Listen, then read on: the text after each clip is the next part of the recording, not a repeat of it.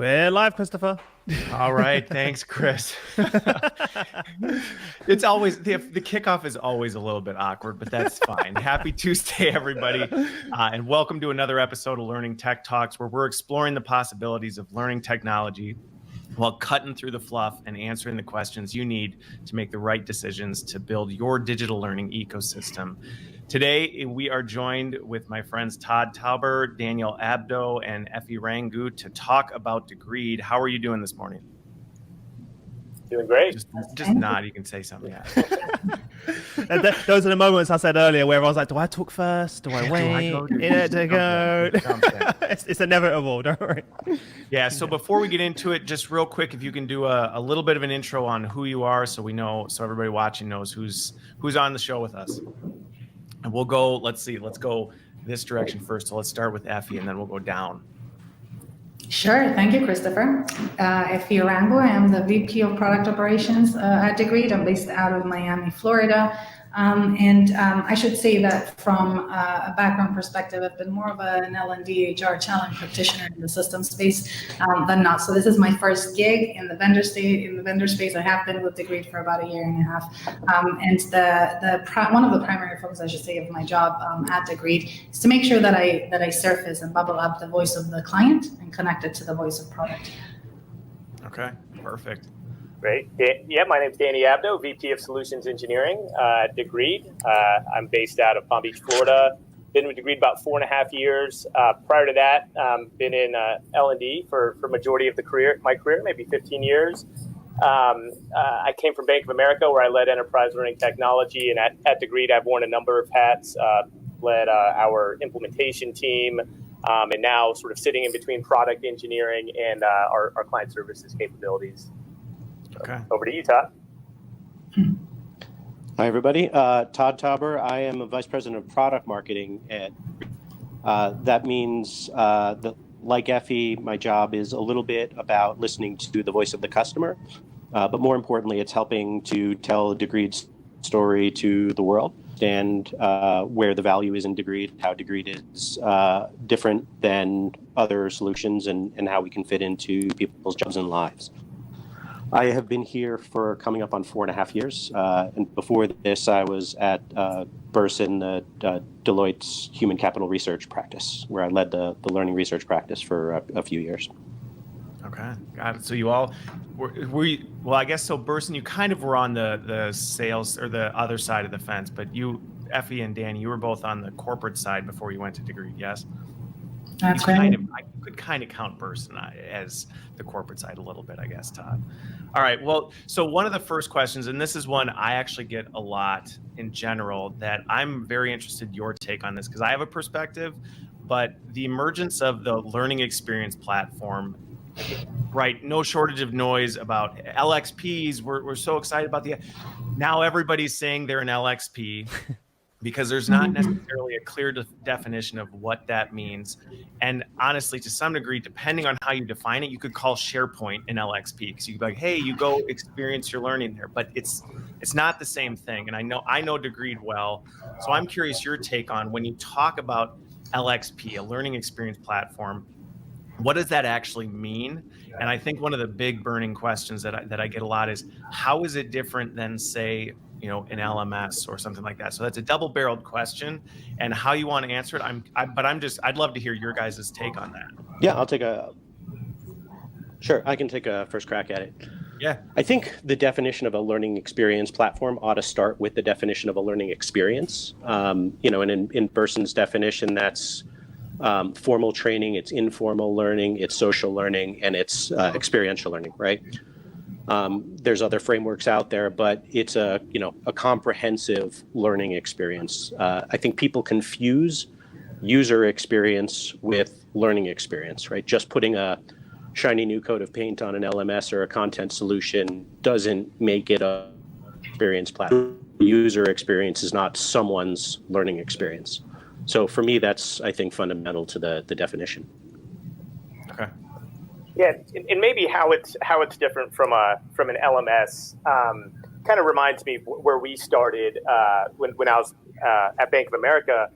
this realization that nobody was learning in the organization without the organization sort of forcing them to learn, requiring, prescribing learning, and the realization that that wasn't really going to work with the way the pace of business, the skills we needed to move into the digital transformation, and all these things were happening so quick, we couldn't sort of manage and prescribe our way through that. And so we needed the organization to sort of be empowered to learn and develop on their own. And that's sort of how we were looking, like that was the lens we were looking through a learning experience platform, a platform that really communicated the value to the user and was more about the user and gave them the tools they needed to go, learn on their own, right?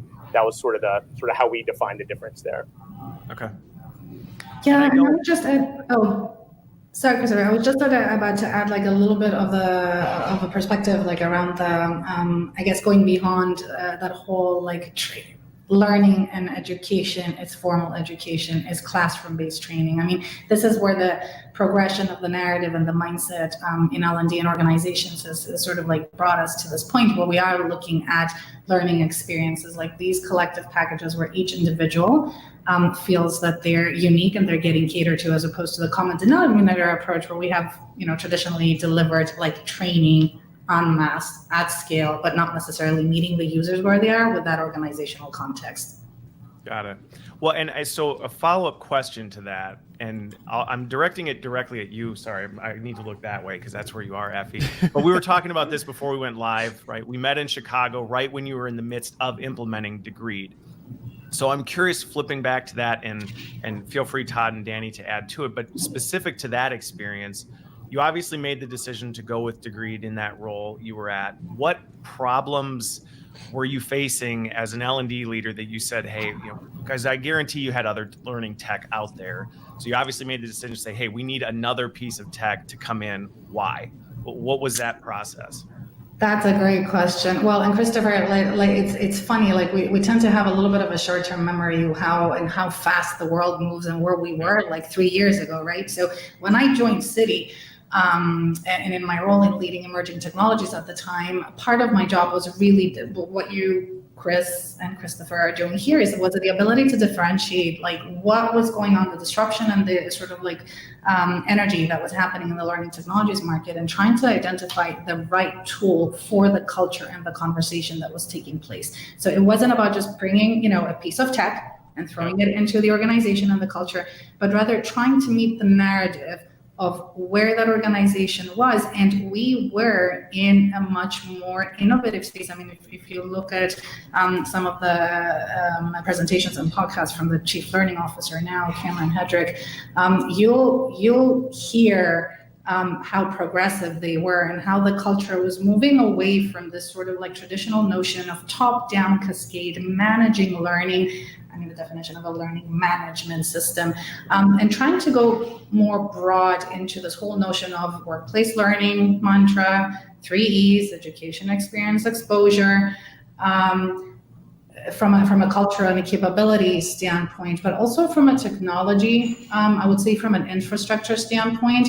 And I feel many companies are going through that journey right now, or have probably recently completed the journey, moving away from that mindset of building and looking at a mindset of integrating and buying. So if we're looking at a sort of like an ecosystem play and the way that we're bringing all these different things together to deliver a very simplified and engaging experience to the individual, we were essentially also looking at a different narrative when it came down to which technologies we pick and how do we start architecting that new tech stack to deliver the culture and conversation that was already in place. So I would say those two were the main drivers when it came down to picking the tool. The third one, and the most important thing, and that's a personal kind of view, this is Effie's like one woman's view kind of thing. When you look at partnerships and technology and deployments in organizations, you also look at the leadership and the culture of the partner that you pick. So you don't just buy a tool, you don't just buy a device, you buy a potential of a leadership team, of a culture, or something that you trust that will continue to evolve with you as an organization. And that was something that also got me a little bit enamored with what Degreed had to offer. And obviously it was one of the reasons why I made the leap of faith and joined the company as well after that experience. Okay. Awesome. Yeah, and I mean, I work with a lot of different people, and that last piece you talk about makes a big difference, right? If even if there's a head-to-head, and it's so I can completely relate to that one. One question that came in through the chat, and then I've got another kind of direction I want to go with it is so. We talked about the difference between the LMS and the LXP, and again, like I said, I think there's no shortage of confusion there sometimes with folks. Is the technology? The question came in from Aid. Is the digital tech the main difference? If you were to say, hey, here's LMS, here's LXP, is the technology the main differentiator between the two? I don't think so. I think really the difference is in the name, right? The management being the key word. Learning management systems are more geared towards the administrative capabilities of managing compliance, ILT, training, maybe VILT, sort of creating your own training and pushing it out there. It's really heavy on the management side where the experience is what it's like. What the experience platform focuses on is the user, right? And from the minute they come into the platform, how do we connect the value, the purpose of why they should learn? What are they going to get out of it? And then utilizing sort of what they would utilize in their consumer lives in terms of all of the modalities of training and the sources of training, bringing the best to help them develop the skills that they're interested in the purpose, and then giving them a way to sort of reflect that they've acquired that learning. But it is this cycle, this virtuous cycle that just puts the user in the center more than it is any set of group of features or anything like that. It's sort of the why they use the platform and that end-to-end experience of what they're getting out of the platform, where the LMS is sort of a little bit more focused, puts the admin in the center of that experience. Okay. So, and this is one of my kind of takeaways from LXPs, and I'm curious if it's accurate based on what you would say, or correct me if I'm wrong. But one difference when I look at an LMS versus an LXP is, so your LMS, and it's a combination tech and mindset, in that one, an LMS is more, hey, we put our stuff here, this is where everything goes. People are expected to go there, and that's where they do their learning. And LXP is looking at it more as, yes, that may be part of it, but there's a lot more going on, and we want to bring all that together under the same roof so that we're not just assuming that this is all that we have. Is that, at least to some degree, a fair representation? Yeah, I think so. I think that the LMS, when you think about, I think of it like a solar system, or you can use a lot of analogies, but all the places that people go to learn and develop, the LMS is one piece of that in today's world, right? And so the LMS does answer for that, and it's mostly going to reflect maybe some third-party content, but mostly the content your organization has created, where the LXP is going to bring sort of all of the different planets of learning, whether it's informal, formal, all of that together, and connect it back to the skills that you're trying to develop and meeting you in the flow of work, which is probably something we could talk about later. I would say that's like the LMS is sort of a slice of the pie in terms of the overall learning, experience that your employees are expecting. Absolutely. Yeah, and Danny, I won't use your solar, and I'm going to go down a much more pedestrian analogy of an elastic band kind of thing. So I'd like to think of the LXP as that elastic band that can flex to meet the organization, is that fine balance between the top down and bottoms up, meet the enterprise where they're at in their needs to be able to direct context, which is not something that, yes, LMSs can direct content, but not the context and the purpose behind why people learn and why they should dedicate the time, and they will find value in dedicating the time to do that. But also making sure that in the way that the elastic band flexes, we're very careful on how we do that. And again, we align the technology to the culture conversation, to the mindset shift, and understanding that you're not just copying old ways into the new sort of like journey. Okay.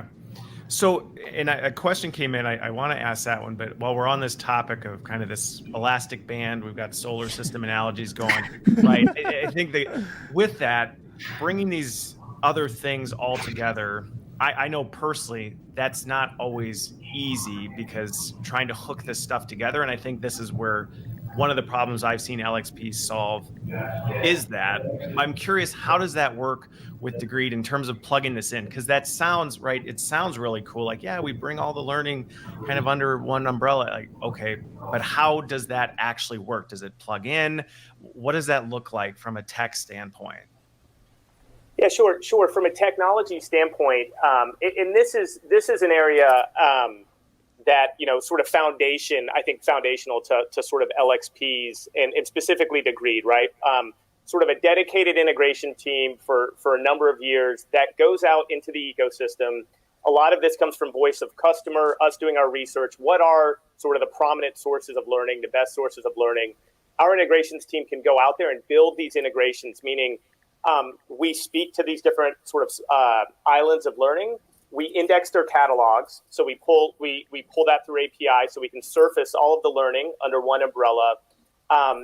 We gather all that metadata, so we can feed it into the data science and AI engines to connect that learning to people. So when a user can discover learning from any source on an LXP, they can launch it.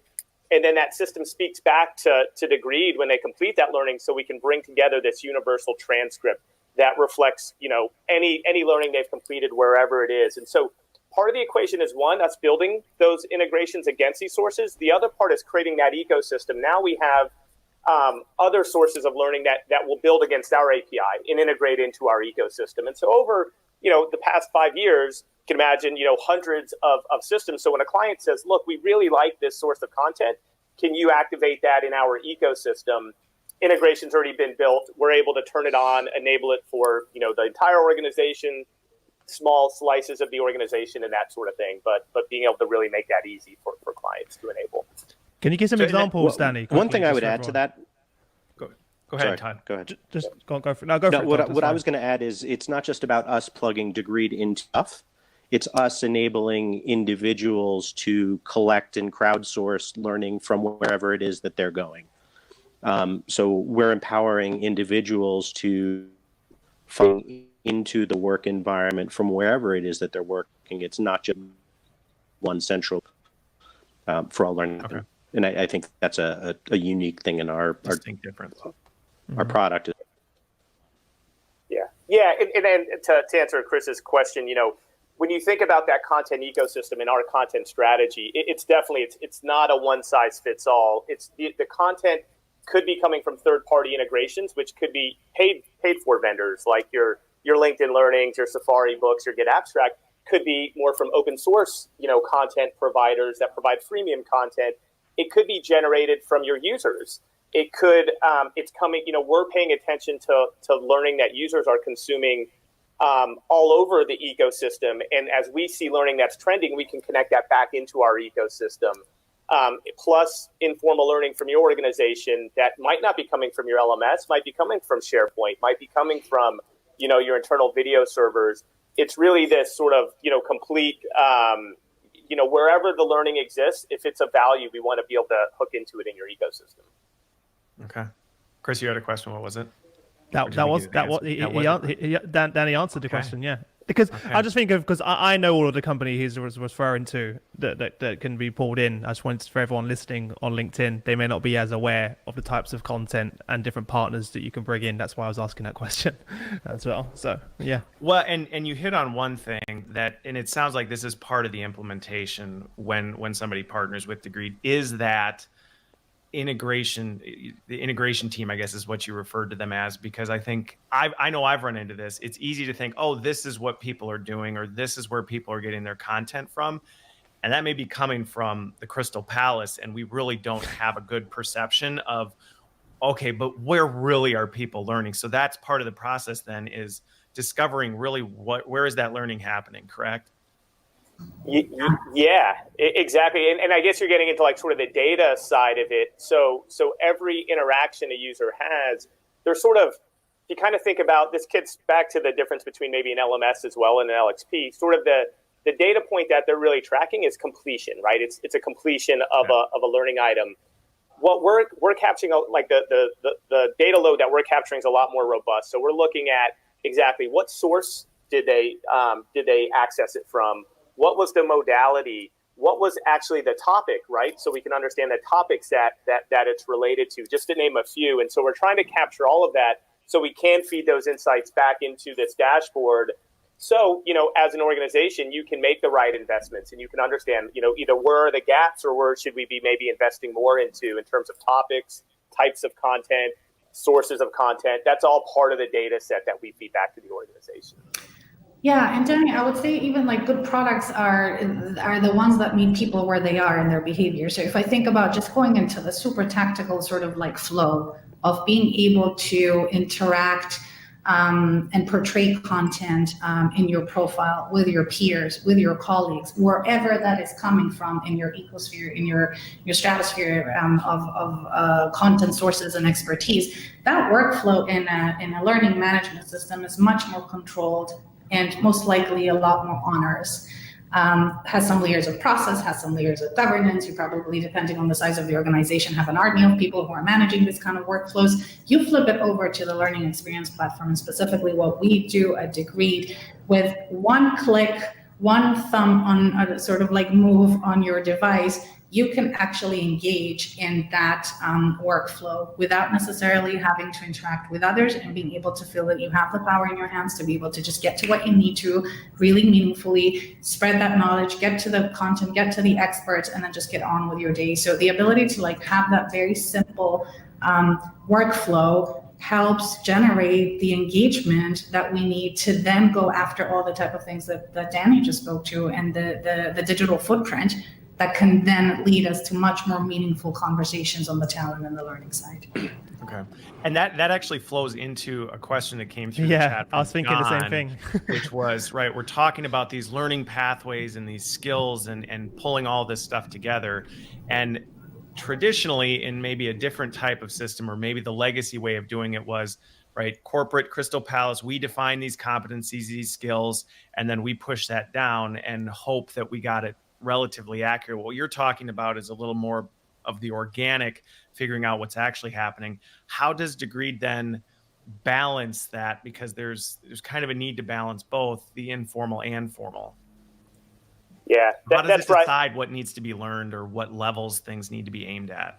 Yeah, that's right. And that's exactly the way we're always trying to find that balance between sort of the organization, what the organization needs, and then maybe the individual's interests and what they need for their own career development, their own personal growth. And part of the way, so I talk a lot about sort of skills-led learning.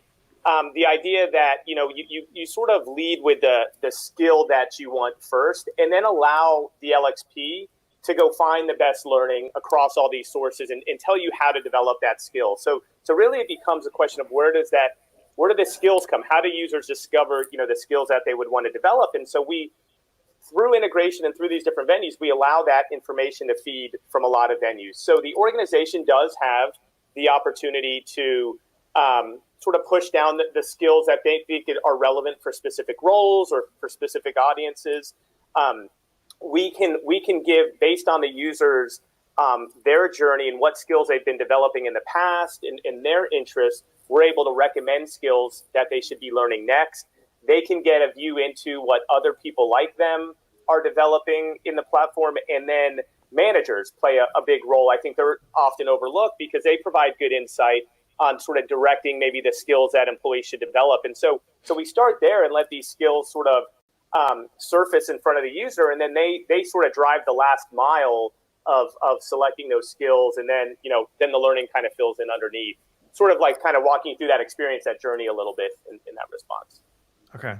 So this is not, Christopher, sorry, if I can just add, like, I think there's something about what we're talking about here is not necessarily like new, right? So the ability to create like these matrices of like skills aligned to roles in different contexts in an organization, this is something that's been going on for like decades. It's how we do that that's very different with what we offer with Degreed. It's the ability to be much faster, much more dynamically reactive, I should say, to the pulse of the organization and the ebbs and flows of skills development, especially at this day and age where, emerging skills like new jobs. I mean, my job 3 years ago, my title did not exist. It was a new title. I have some jokes if anybody's interested about, how it was tied back to compensation structures and systems at the time.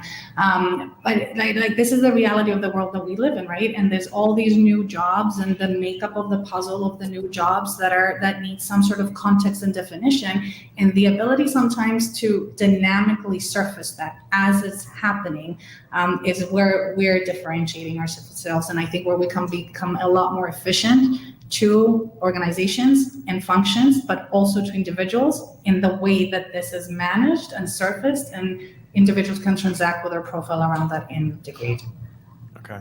Yeah, and that was one of the questions I was going to ask. I've got another one after this, but in terms of competitive differentiation, right? You're not the only LXP on the market. What is, and you hit on it a little bit there, but are there any kind of core platforms or core differentiators that you say, hey, we're Degreed, this is really what we do well? And one of the things I know just from knowing the team there is that partnership and just the direction and kind of mindset that Degreed has is definitely distinct in the market. But I'm curious your take on some of those other pieces that you say, hey, you're not going to get this from another platform. Yeah. So when we talk to customers about why we're winning deals and why they like working with us, we hear it's a partnership a lot.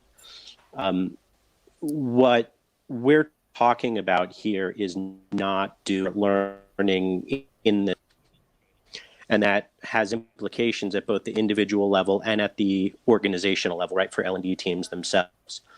Our most sophisticated, most advanced clients literally have different kinds of people with different skills, different jobs than some of the ones that are just starting out with us. As an example, at our customer event last year, both Cisco and Capital One talking about how they have software developers reporting to L&D teams, building things like APIs and connectors.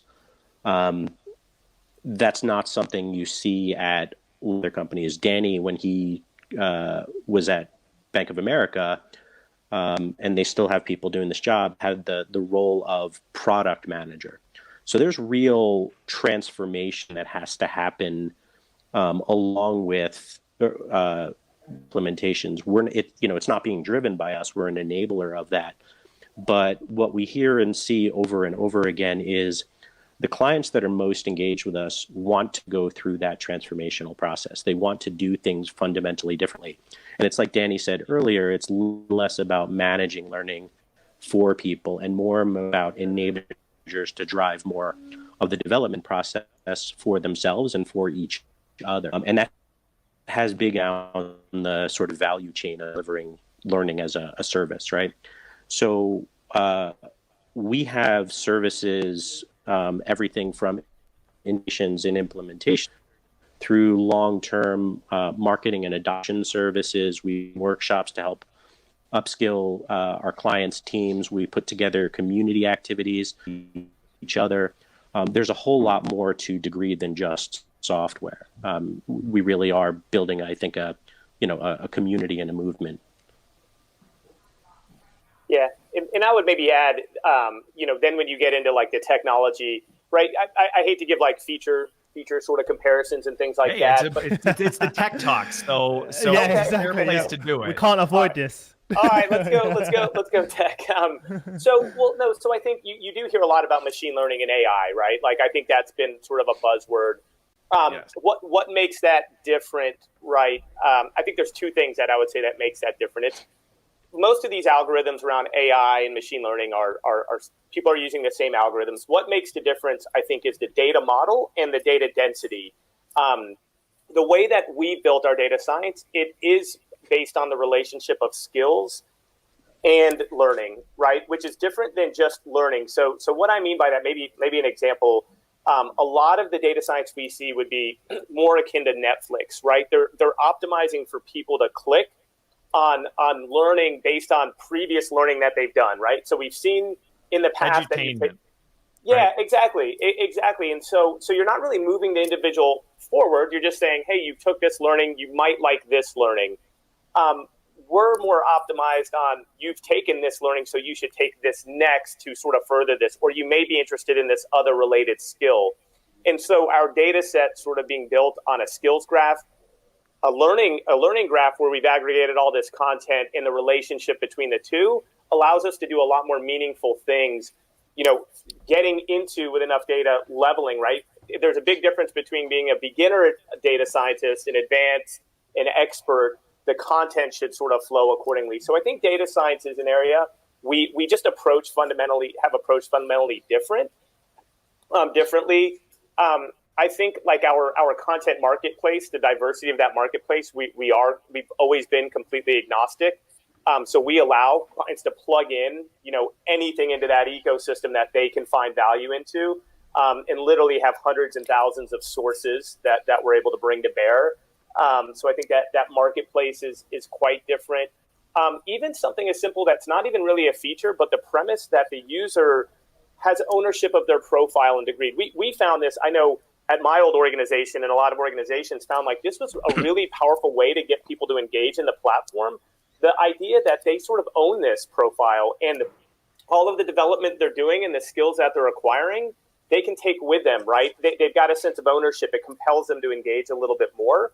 That's less technology. And I would probably say, I don't want to go too. I would say the last thing is the ability.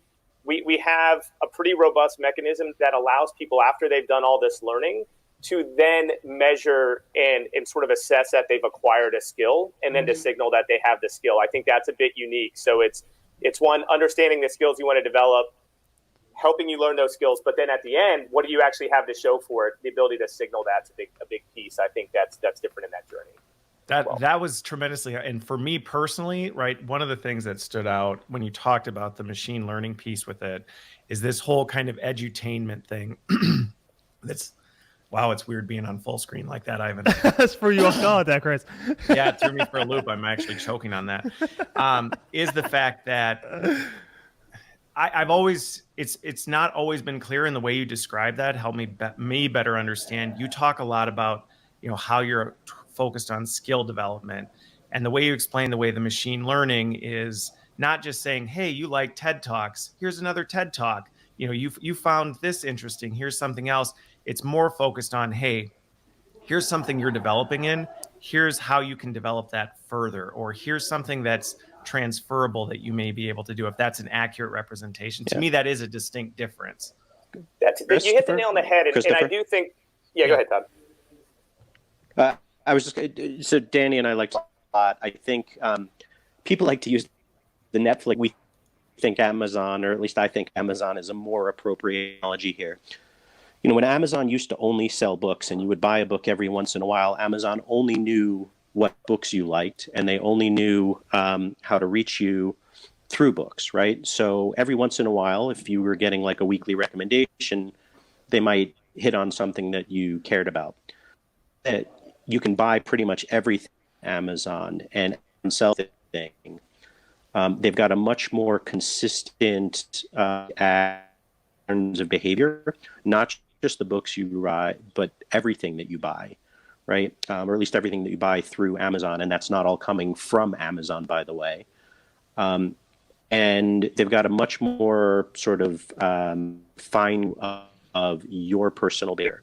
And they can compare that not just to you and your family, right, which is the equivalent of only looking at what you or other people in your role look like, but that with similar behavior patterns or base look at. And that, I think, what here, right? Yeah. We have this huge sort of index of free and cheap from all over the web and all over the place. And people look at that stuff and, what's the value of an article? Individually, not a whole lot.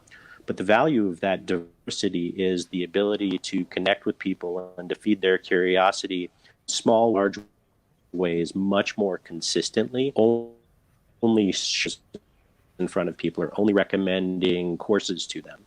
Because our data, both behaviorally and from the research we've done, shows that most people aren't taking classes and courses more than a few times a year. You know, and in between, they might be watching videos, but they're also watching books. They're listening to podcasts. You know, they're connecting with each other. They're sharing stuff with each other. They're contributing as well as, right? So if you have a much more complete view of people's learning behavior, not just consuming formal training content, but the informal stuff and the people we're connected to and the groups we belong to, you have a much better sort of picture of these people, and build literally a graph of interrelated skills and topics that are relevant to those people, and have a much more diverse and open ecosystem of learning opportunities. Again, not just formal content, but informal and people and experiences. You've got a much better chance of feeding into people's elemental needs as well as helping them explore their city. That's right. And now we're kind of getting into the nerdy part of this but it's really important stuff when you talk about this, because one of my challenges and what I've seen in the past that has been a limitation with getting to this point is a lot of platforms I've worked with historically, you know, even as they've moved into machine learning a little more, it was, well, the machine learning is working off of just purely the data you put into it, which we all know is not usually very good. Yeah. And so it's like, oh, well, here's your job title, here's your where you live, and that might not even be accurate. And here's how long you've been in your role, and you have a job title that I don't really know much about anyway. So yes, there's some recommendations coming down the pipeline, but it's not really based on anything of any real meaningful value. And that is a huge limitation to a lot of things I've seen in the market. Yeah. Christopher, I think sorry, Danny, I was just about to jump into the whole partnership piece. I think this is what we do really well and what's really important for us when it comes down to surfacing the voice of our clients, of our customers, understanding the type of challenges that really prohibited them from getting into the ideal state of these kind of practices that have always existed, and then taking what's new, taking what's innovative, and bringing it in and doing this in tandem with them, like being able to have that gatekeeper kind of like purview where we protect them, we protect our clients by way of the type of efficiency and functionality and features that we develop, but at the same time we listen to them and we partner with them to actually get them to the ideal state when it comes down to talent management, mobility, understanding the skills that are really developing organically in their organizations. Yeah, and so one last thing, because I do want to get into being able to show the platform a little bit, right? So we can get into that, and we're getting to that point of the show. But before we do, I'm going to drop a big, bomb on you guys to try and tackle this one, because two of the things we've talked about here are big fish to fry with this. So when you look at, and there's a perception I think out there with some that you buy an LXP, you flip a switch, and like magically all your stuff gets fixed, and that's not a reality. I think you guys would be comfortable completely acknowledging that. So you talked about some of the stuff, Todd, about this is a fundamental shift for organizations that they have to make, and that's not always, or rarely is it an easy transition. Even when people say we want to change or be different or approach things differently, getting down to that isn't always the easiest journey. So how would you encourage people who maybe are earlier in the journey, or just saying, hey, we're hearing this stuff, we know we need to go that route, we've got a long road ahead? What are some things that are practical in helping them? And I know you talked a lot about the resources. That's one thing I think you do a great job of. Degreed puts out a lot of stuff to do that. What are some other things that you would recommend people do to prepare themselves to make this journey?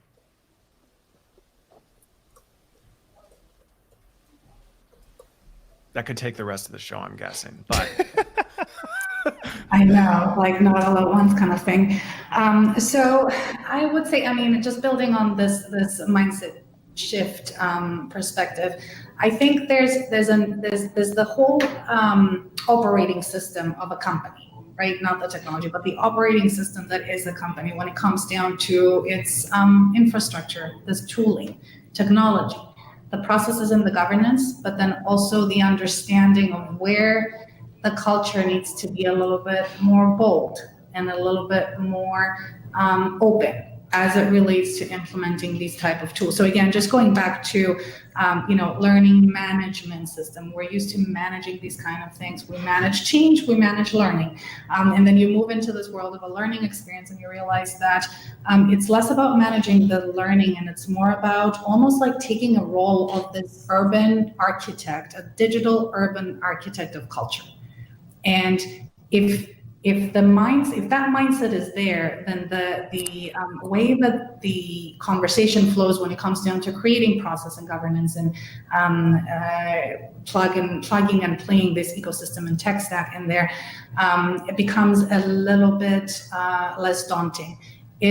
And I think that's the challenge. Sorry, I'm sort of like not answering that question very directly, but I would say that would be the biggest challenge that I've seen organizations have gone through it myself, and I hear about this from other clients when those things, these specific elements are not part of the conversation when you are looking at bringing in Degreed. And if you start there, then it makes it a lot easier to build velocity and the adoption and the stickiness of the technology. Plus, of course, we create, we're all about the ecosystem. So we sort of like play Switzerland when it comes down to content aggregation. We do that when it comes down to depicting your expertise through your profile, but we also do that when it comes down to building a community and a community of clients, a community of users, a community of experts. So where you look at the events that we organize, not just our doing a little bit of a plug here for our conference, our annual conference, but then also really more specifically bringing together communities of people who are trying to solve the same problem. And sometimes it's just not a single route to cracking that same nut. And being able to surface that collective intelligence amongst them actually does help them be a lot more efficient in what they're trying to do with Degreed. Yeah, and I would say that was great, and just even more tactically, when you think about sort of existing L&D teams, skill sets, roles, kind of a little bit of that starts changing too, right? You move away from just being sort of content builders or not move away, but in addition to being content builders, you're now able to, the concept of curating, right? I think there's a bigger emphasis on marketing sort of skill sets as well. Because really you are marketing sort of to your end users in a different way. This isn't compliance learning or required learning. So a marketing skill set and then viewing yourself more as sort of like facilitators that's trying to empower the organization. So a lot of the tool sets that I think one of the differences, going back to the original question in LXP, is you can push down a lot of capabilities to managers, to business leaders, in terms of them sort of taking some ownership and pulling together learning paths and learning for their organization. So in a lot of, you're starting to facilitate and empower your business leaders. So some of the functions that you're traditionally used to, a little bit more administrative, more building, a lot of that changes. And so sort of kind of getting ready for a little bit of that shift. Okay. I would say, right, another piece is the executive sponsorship piece. I think to go down this journey, making sure you've got really good executive sponsorship, because there is a cultural change that goes along with this, right? There's that transformation. And then probably say the last idea, don't go into this trying to boil the ocean, right? This is where sort of we help sort of break this up into sort of goals and milestones in terms of, just being able to focus on simplifying, the learning journey and experience is a good first step. And then focusing on engagement and then moving into sort of skills and measurement, trying to break up these milestones so it doesn't seem as daunting. Those are some items I would throw in there as well. Awesome. Well, and we can transition here in a second over, but to one of the things you both hit on, and this is something that I fully agree with, is it starts at home. And this is one area I see a lot of times gaps within L&D, right? We need to look in the mirror and be like, do we actually believe in this change? Are we behind this? Because if we're not, then, if in the back of our mind, we're like, yeah, but really hosting classroom sessions we know that's the best. We can do this digital thing, but it's kind of a temporary mix. It only makes it more difficult. And Carl asked the question, we could talk about this for way too long, so we won't go too deep into it, but right, those common skill gaps in L&D, and you hit on those marketing, that thinking differently versus just making more content, things like that. So that's extremely helpful. Danny, do you I want would to? add, Yeah, go ahead. oh, sorry, I was about to add data in those Yeah. categories that you just called out, Christopher. The ability to be a lot more, and I know this is a phrase that gets thrown about quite a bit, a data-driven like approach, but really being able to look at the pulse of where the organization is going and match the quantitative to the qualitative, and perhaps too much in our past we have relied on the qualitative and the anecdotal before the quantitative. So being able to bridge the two and being able to monitor it in a much more, I would say, fluent and elegant way is something that we have to get better at. Yeah, that's like I said, it starts at home. So, all right, Danny, you want to pull it up and we can take a look at the platform and talk a little bit about some of these pathways, this skill stuff, this curation stuff we're all talking about, but seeing it, I think, is extremely helpful. Yeah, sure. Let's do that. I just pulled up the screen. Let me know when you guys are able to see my screen. We can see it. We can see it.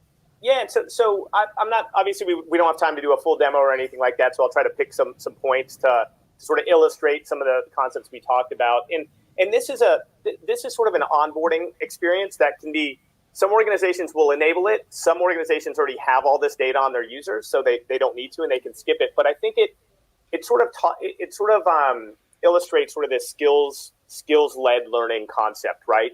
That if we can understand the skills that the user wants to develop, we can do a much better and in a much more scalable way the curating of the learning they need to develop that. Where the old model was a little bit more based on, hey, we need to develop a skill. Let's go sort of manually map, these training items to develop that skill. This is a little bit more scalable. And so, in this case, it already knows I'm a data scientist, but maybe I'm interested in another role or something like that. The user would have the ability to select a role they're interested in, and based on that role, right, we're gonna suggest relevant skills that we know the other however many thousands of people in that role are developing, right? And so they can go through here and select and choose those skills.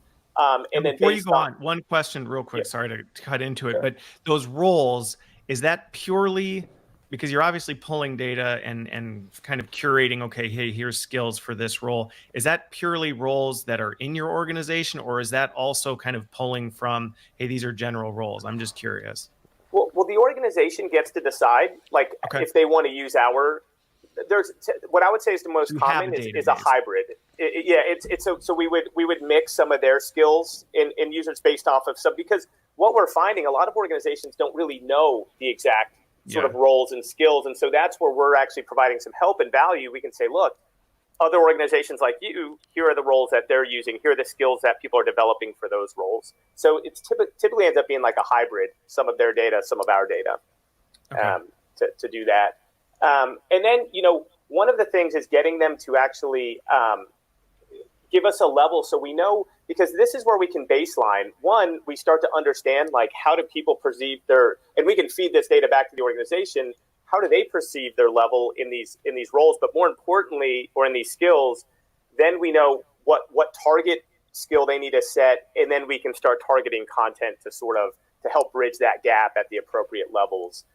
So we would capture that information, and then based on that, right, this is where you'll see some of the machine learning happening. We're going to go out to the ecosystem and all the different sources of content that's in the organization's ecosystem, and we are going to start curating a feed for them, right?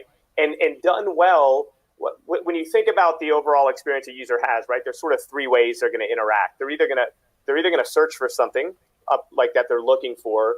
They're going to browse. They're not really sure what they're looking for, or we're going to surface stuff up in their feed. And what we found, the better that the machine learning works, the better the recommendations in their feed, the less searching and the less browsing that they're actually doing. And you'll see we give them context, right, for all of the items that they're seeing in their feed. This is because of a development plan that they're in. They're seeing this learning. We give them feedback on it, right? Who's completed it? How many times has it been recommended? How many people have liked it? And it would go on and on. And so this feed is going to be a combination. We're taking a lot of channels, right? We're taking a social channel, like you'll see here, people in my network that are sharing items, personal curation, things that I've saved, because, I am in that data scientist role, you'll see, we're bringing them content from different sources, and it sort of goes on and on, right? It's going to be machine curated, socially curated, stuff that my organization's recommended, even compliance, if you turn that on, right? Things that you're required to do. So we sort of give them that feed. And then just to go through the browse, I'll click on the browse item to sort of illustrate like the different types of objects and experiences we're able to bring to bear, right? It's much more than, I would say, just, and I think there was a question about this, right? It's much more than just informal, formal learning. We want to capture everything, right? Events you've attended, experiences that you've had, accomplishments, to really build that full, robust profile around the individual. And so we're giving them things like, pathways, just to maybe click on a pathway, which is sort of a collection of learning around a specific topic, right? And so we sort of give them this sort of modern, mobile-friendly experience to go through these different sections and complete this pathway where they can sort of expand and they can see the sequence of learning they need to pass through to become, let's say, a data scientist or something like that. Sort of the concept of a pathway illustrated there. Yep. Go for it, Todd. We paused. Yeah. His connection died. Okay. It's fine. He's just muted. And let me unmute him. Okay. He's muted. He's muted himself, so I can't unmute him. Okay. If you can hear us, Todd, you're muted. You just unmute yourself. Thanks. One question with this, as we're kind of looking through here, a question came through on this from a customization, and we actually had this discussion last time, customization versus configuration. How much customization is there in terms of, the overall look, feel, flow, and then, what kind of configuration options do you have with stuff as on the admin side or as an L&D org? Yeah, are you speaking specifically to maybe like the look and feel or just configuration? Yeah, I would say in general it's more of a configuration approach, right? But to achieve, we sort of stay away from sort of customization for a lot of reasons, right? It's not as scalable. You're supporting a bunch of different customized deployments. It creates a lot of tech debt. So we try to build the same ability through configuration. And so what I would mean by that is, maybe you don't like the 4x grid on this, and you want a different type of grid approach. You want a 6x3, or you don't like the colors or the imagery, or even on every page, right? We sort of give flexibility for some sort of changing. Let me jump into one of these use cases to illustrate it. And these are examples of use cases. So we customize or configure this whole page just to be more of a demo page. This would look totally different for a different organization. Team portals, everybody's familiar with. Let's go to career pathing, where an individual wants to understand, hey, what are some good maybe next step roles for me based on my current my current skill set. We're able to sort of help direct them. And as I jump into one of these pages, let's go, because since I'm in data science, I wanted to jump into a one that was built out. You'll see these pages then for data architect. You'll see, there's these different sections, like these are the skills I need for a data architect. It'll actually plot my rating against the needed rating for this. So I can say, wow, I'm only 3 skills away from this. Let me follow this skill, signal to the system to start now, automatically curating me learning to help me close those skill gaps for this next step role. But you'll see the different sections like pathways, groups, people, content. All of this is completely configurable, right? And there's more objects and things like that, so you can sort of arrange the different experiences that you want for your organization. Okay. And Danny, if I can just jump in there in terms of the configurability versus customization. I mean, this is why we surface, that we bubble up the voice of the client, and we have connections with, I would say, a handful of strategic clients that can help us really hone into the challenges or the problems that they're trying to solve, and then let us as the experts be able to come in and provide those solutions to them. So it's less about, what color is the button, like the little button that you see on the screen, and more about the bigger picture value proposition of what am I trying to solve? What is the behavior that I'm trying to meet my users in? And then backing into how do we architect that both on the front end and the back end to be able to deliver that. So as Danny said, more configurability, even though there is flexibility through our curation tools when it comes down to designing the experiences in a digital way. Yeah. Well, and I think the whole configuration movement is a better play. I think customizations, I think a lot of organizations are learning from the pains of back in the day when you did all custom stuff and we custom built and custom did this, and now they need to switch platforms or they need to make a change and the whole thing just implodes because it was built in its own way. Yeah, and the other thing I would add to that, and I'm guilty of this, right?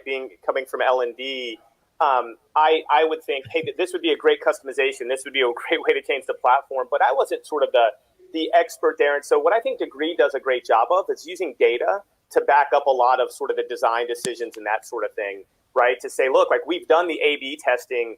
If you're looking for engagement, we can prove to you that the way we've set this up is the best way to get the engagement you're looking for.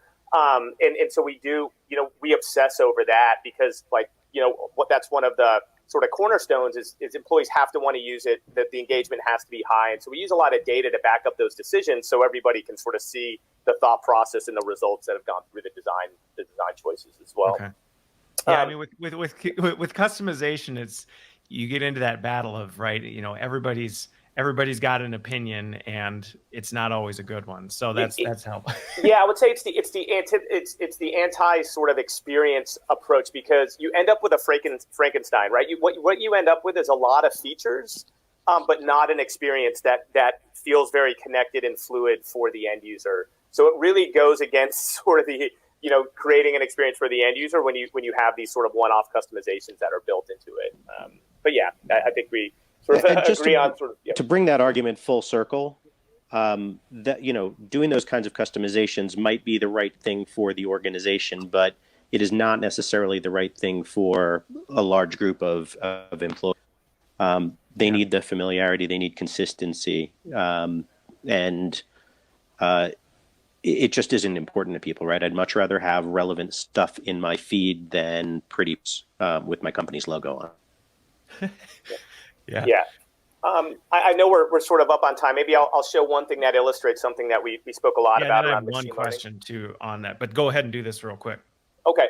Yeah. So what you're looking at now is a little bit more of an admin feature. It's the use case is an organization that they know what their roles are, but there's no way that they're going to be able to manually go and curate every piece of learning and every piece of skill to all of the hundreds or maybe thousands of roles that they have.